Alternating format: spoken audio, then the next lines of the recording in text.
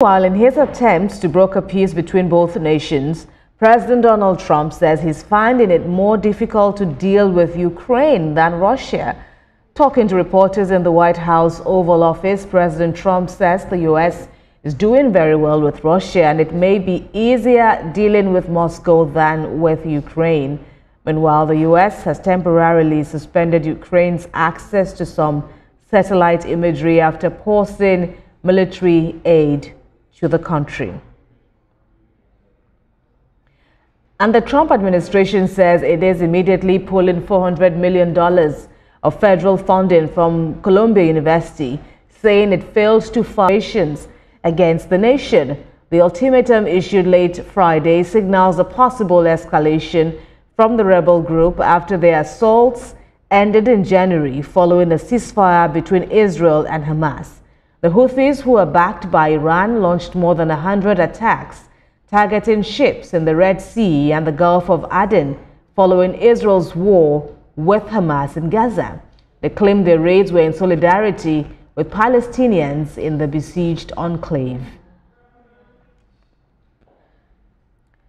Well, just a day after a court cancelled his arrest warrant, South Korea's impeached President Yoon Suk-yeol has been released from prison. Before departing the prison premises, President Yoon waved and bowed to his supporters.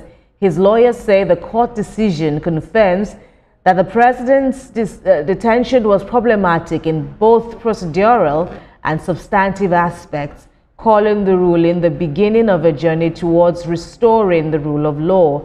President Yoon's team filed the request to cancel his arrest warrant with the Seoul Central District Court last month, pleading it was illegal.